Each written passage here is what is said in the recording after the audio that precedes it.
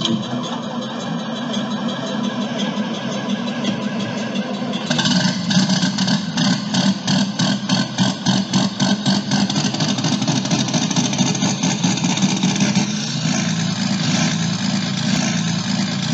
YouTube.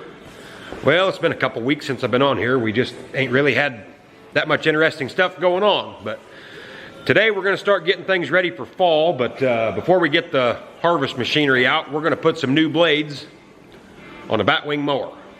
Got the hired man here. Today's the last day of summer vacation. Back to school tomorrow. So that's always exciting. But yeah, these old blades on the old batwing, they're pretty well shot, so get some new ones put on. So get rolling on this, I guess, and see where we end up. So yeah, it looks like that's pretty well lined up.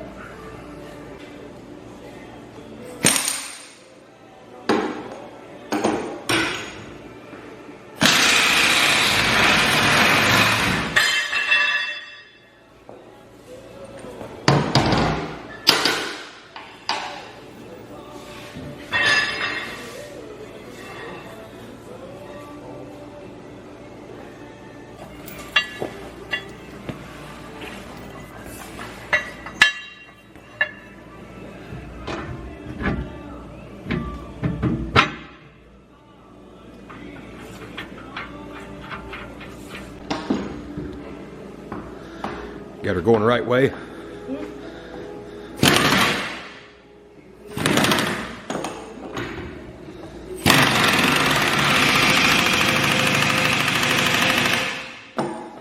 Good enough. Got to get the center blades lined up now, so we got to go through them two holes to line them up. So, see what you got there. Need to turn it. Yeah, we need to turn it. Okay.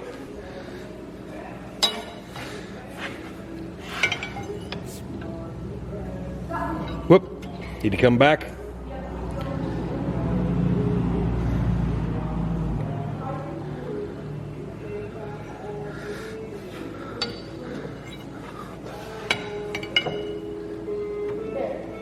That'll work.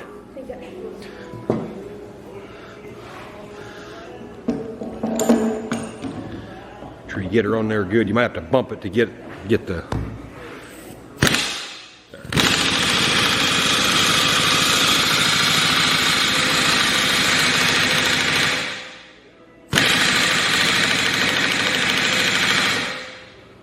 Actually, let the air compressor build up some pressure.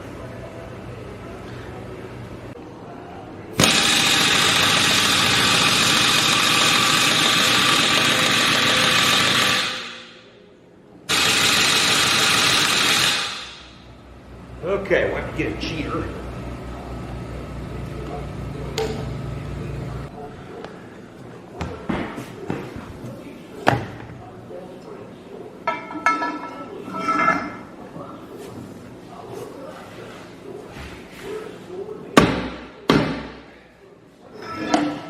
All right, now jump up there and put your gun on it.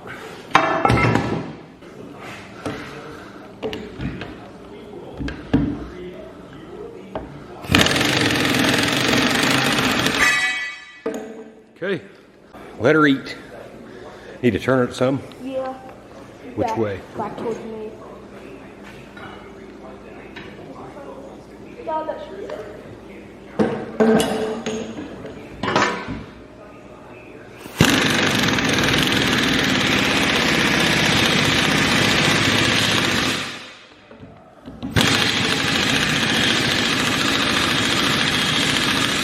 Yeah, that's good. All right, line her up again. Yep.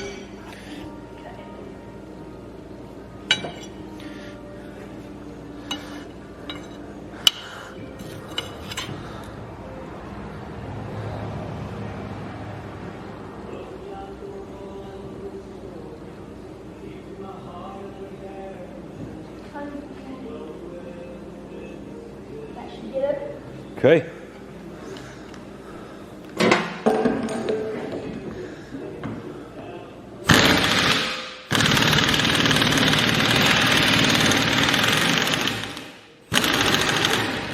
Yep, should have it.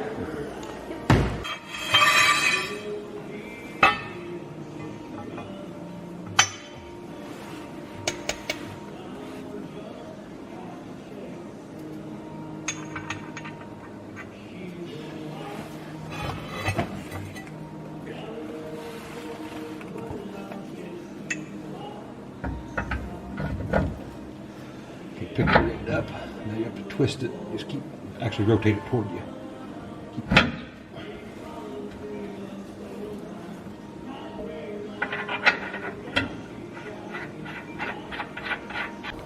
Still lined up? Yep.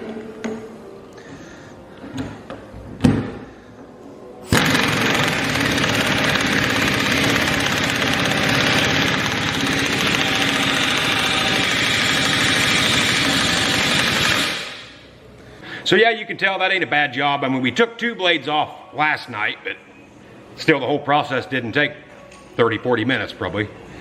But now that that's done, we're gonna pull it out, probably fuel it up. We got one more farm left to mow, got some great big waterways in it and stuff. So we'll head there next, which that may be a few days from now, but got to get both grain trucks in, get the oil changed in them, get them all checked over and serviced and all that good stuff. The John Deere 512 chisel plow, got to get it out. We're going to repack the wheel bearings in it. I think we bought that thing new in 2008, and of course it's got the non-greasable, you know, bearings and stuff all over the machine. But we want to check the wheel bearings. That thing's probably got, I don't know, 7,000 to 8,000 acres on it, roughly, somewhere in there, I don't know. So we thought we'd check that out, and then from there we'll get the combine, the corn head, and all that good stuff out. Now that probably all ain't going to take place today, but that's what's coming up here. I fold it up and pull it out on the dryer. Be the lever farthest from you. Pull it back.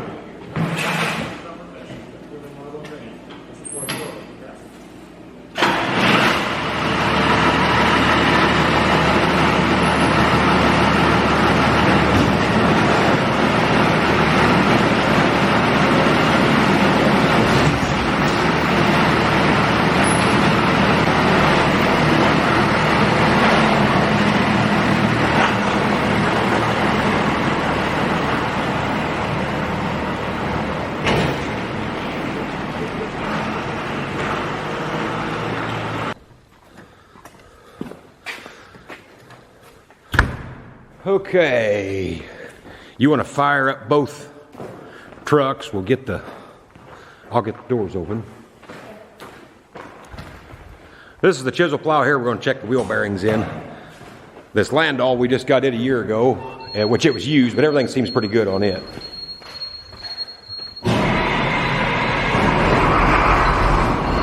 I think I'll go ahead and back this combine out too. It's got to come out anyway, and it just makes it easier getting trucks out.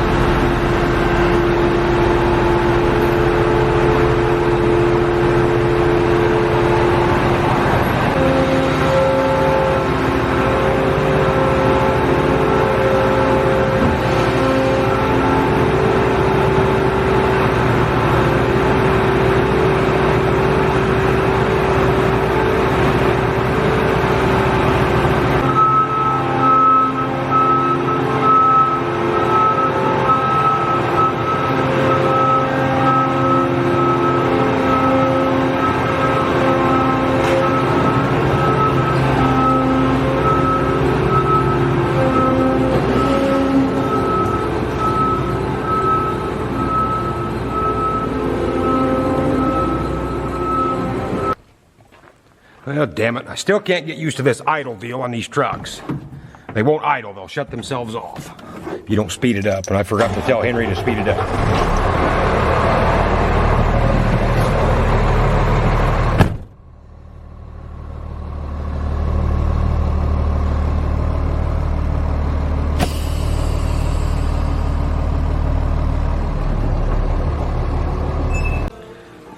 Got the 2 trucks in. Gonna get the drain plugs pulled and get the oil drained in them. I'm waiting on the shop to call me back to make sure they got the filters. You know, with COVID now, it's like I'm half scared to pop the drain plug till I know I've got a filter for it. But sounds like for this truck here, the Freightliner, we've got one for sure. And then that International, that's a DT 466, so that's common. So I can't imagine there'd be an issue there.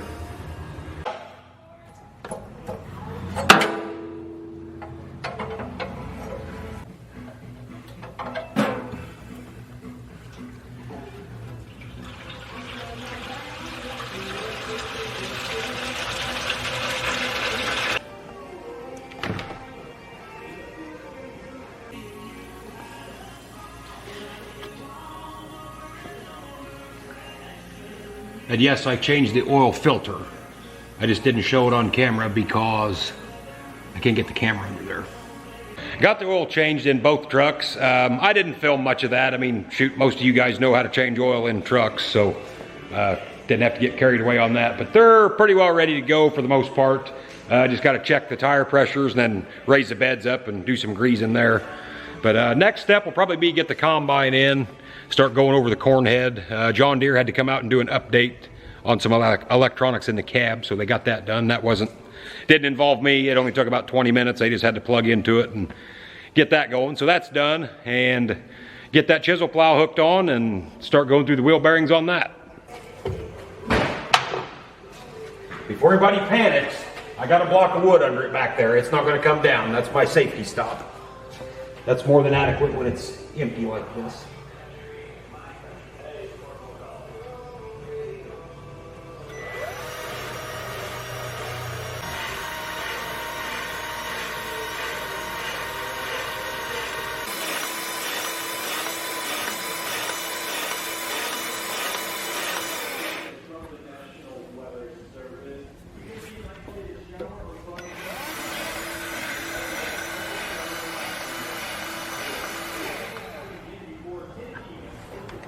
Okay, so we got the grain trucks all serviced. Like I said earlier, I didn't go into much detail on that. I mean, you guys don't really care to see somebody run a grease gun and check tire pressures, so, you know, I've lightly skimmed over most of that stuff. But now I'm going to get the corn head in the shop. We're going to start going over it, checking the gathering chain tension, checking all the other chains, sprockets, all that good stuff on it. So I'll wheel her in.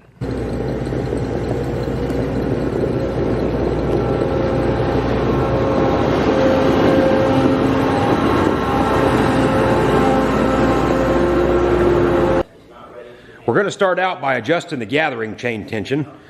So for those of you maybe who's not around farms, these are what's called your gathering chains. So your row of corn is coming right through here, and these snapping rolls underneath, right here, them things are spinning. They're opposing each other, and ours are, they make what they call knifed rollers, and ours are sort of in between. They've got the sharp edge on them, but it's not a replaceable knife. But nonetheless, those snapping rolls drag that stalk of corn down, and then the ear of corn hits here on your deck plates, and these are hydraulically. I can adjust them in and out. You get them too narrow, and the stalk of corn won't go in there. You get them too wide, and it'll jerk the ear of corn clear out into the snapping rolls, and of course then it just explodes, and you got kernels all over the ground. But nonetheless, once the ear pops off, then these gathering chains, these are spinning real fast, and they're taking the ear of corn right up the row, into the auger, and then on into the combine.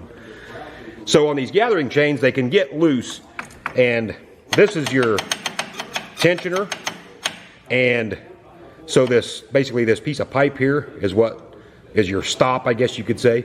So when you pull on that chain, which they're pretty hard to pull, that's what'll stop that. So this gap right here is supposed to be 3/16 of an inch between this piece of pipe and this washer right here. So I always just get me a flat washer that measures 3/16 of an inch in diameter, and you just start tightening that down until that washer's in there snug and you're good to go.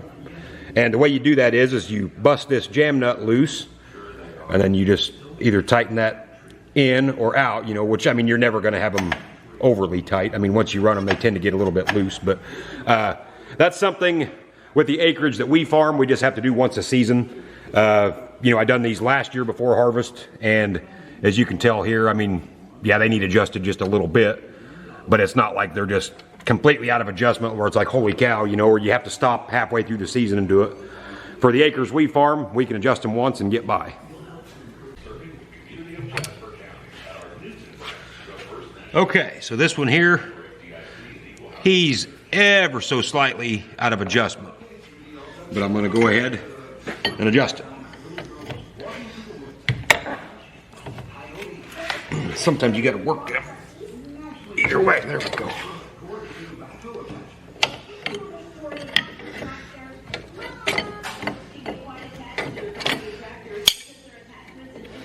So bust that loose.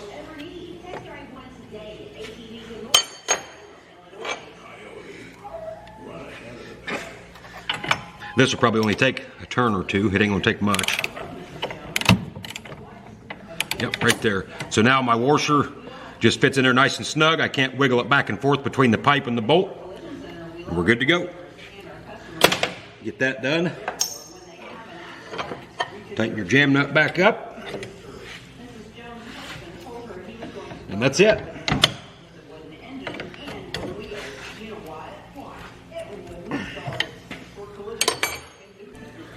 I've always been in the habit in the fall, I clean all this stuff up because this will just get packed full of dirt and trash and all kinds of stuff. I mean, it'll be packed clear up around that washer, and you got to take a screwdriver and kind of dig it out and get it out of all this stuff.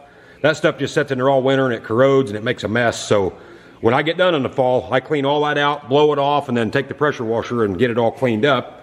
And now, you know, when you come out this fall, you're ready to rock and roll. You just do all your adjustments and you're not fighting all that dirt and trash and everything else. So just makes it a lot easier, you know, and that just invites mice when you got all that stuff up in there. So it's just so much easier to put stuff away clean, in my own opinion. To each his own on that deal, but that's the way I like to do it, because you get all that stuff in there and then it draws moisture and it just rusts these bolts. I mean, they're hard enough to turn the way it is. You get them rusty and corroded and it's just no fun. So that's how I do it. Now you can actually get an impact in there on the top of that bolt when you go to draw that down, but mine are so close to being in adjustment that it's not hardly worth it. You know, you put a ratchet on it in 2 turns, you're good to go. So I just use a ratchet on mine. Now if they was way out of adjustment, then an impact would probably be the way to go. I'd say just about all these are only about a 1/16 of an inch out of spec. Like there where you can't quite get the nut on, or the wrench on the nut, sometimes you can wiggle that and it'll turn it just a little bit. Go the other way.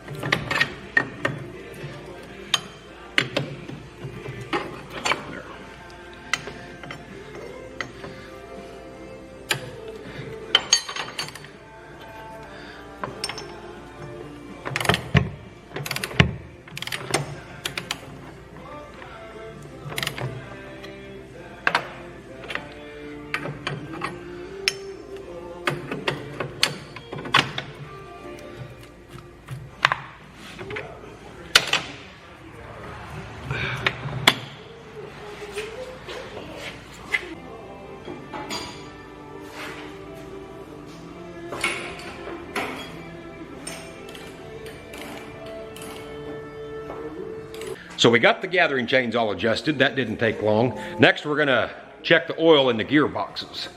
Those are right up here. Right here. The old corn heads took special corn head grease. These new ones just take oil. First, we gotta hook the corn head up, back it out, and run it. They want the oil to be warm when you check that. And now with these doggone power fold hoppers, I can't unfold it in here, otherwise I just turn it on in here, but I got to fold them up before you can turn the separator on, and it ain't going to clear, so I got to back it out and do all that real quick. Here's what pisses me off with Deere, and I fight this on tractors, implements, combines, everything. This just ripes me to no end. You know, here John Deere is an American-made company. I don't give a shit what they do overseas. They need to conform to our standards, but every farmer in America knows that you call that a gearbox on a corn head. But when you come to the glossary to check, because I was wanting to, I couldn't remember if the corn head's got to be up or down or if it even mattered.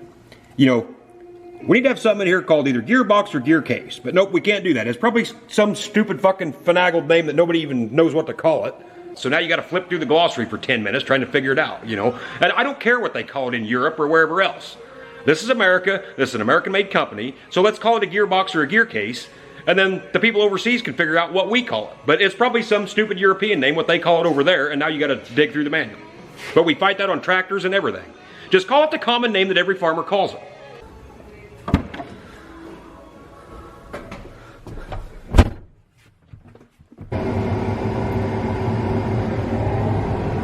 Got the handy dandy camera here in the cab, that's nice. That comes on when you put the combine in reverse.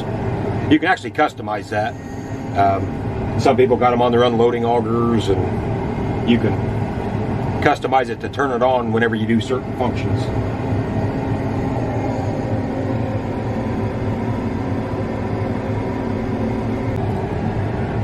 first things first, we got to open the grain tank. Hit that. Unlock that. Open. Oh gosh, that window's dirty. You can see it up there in the mirror, maybe.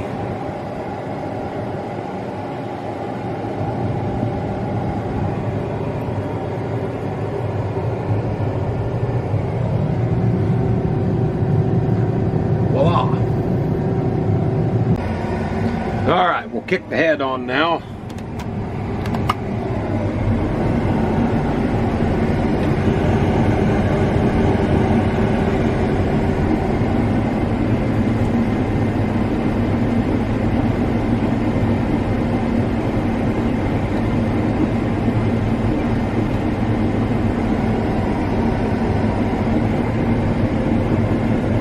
So everything's warmed up, so now I'm going to check the chains inside these oil baths right here.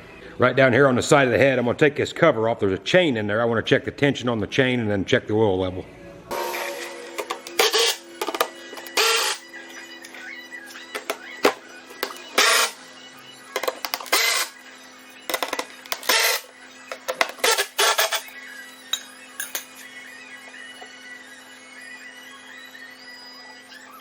So yeah, that all seems pretty good. We can put the cover back on and call that good.